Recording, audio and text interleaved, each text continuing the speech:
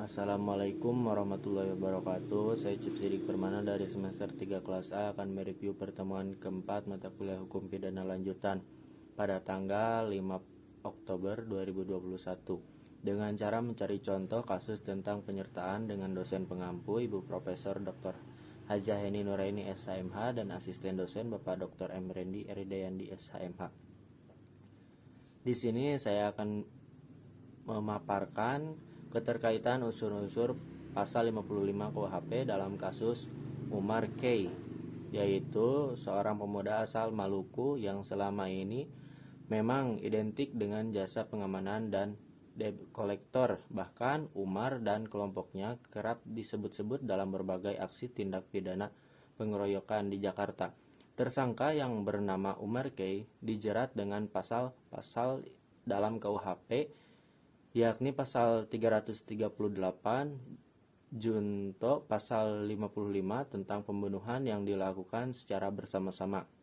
Peristiwa tindak pidana ini dapat dikategorikan dengan peristiwa pembunuhan yang disertai penyertaan yang mengakibatkan meninggalnya Bon Sangaji dan Jimmy Umar K dalam peristiwa tindak pidana di sini berperan dengan sebagai leader atau pembuat.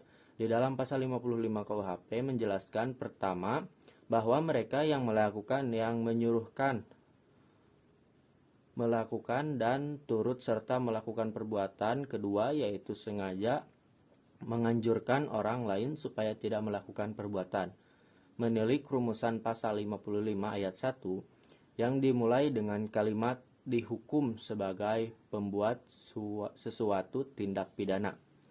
Maksud dan penjelasannya adalah pembuat dalam pengertian Deder telah jelas. Umar K adalah pembuat secara bersama-sama dengan orang lain dalam mewujudkan tindak pidana.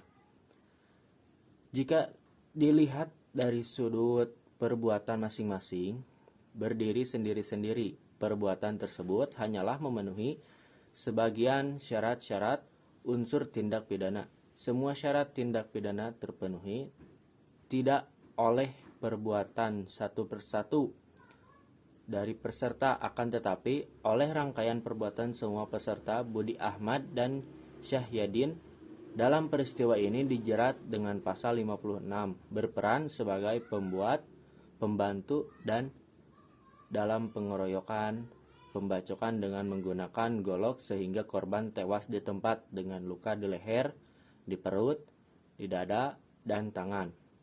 Sehubungan dengan status dan keterlibatan seseorang dalam terjadinya suatu tindak pidana, pasal 55 dan pasal 56 KUHP juga menentukan sistem pemidanaannya.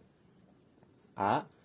Jika status keterlibatan seseorang itu dalam sebagai leader atau pembuat delik-delik, kapasitasnya sebagai flagger, doen flagger, maupun witlocker, maka ia dapat dikenai ancaman pidana maksimum sesuai ketentuan pasal yang dilanggar atau penanggung jawab penuh.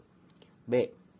Jika status keterlibatan seseorang itu adalah sebagai mede-flagger atau pembantu bagi peran pembuat delik, maka ia hanya dapat dikenai ancaman pidana maksimum dikurangi sepertiga sesuai dengan ketentuan pasal yang dilanggar atau pertanggungjawaban sebagian.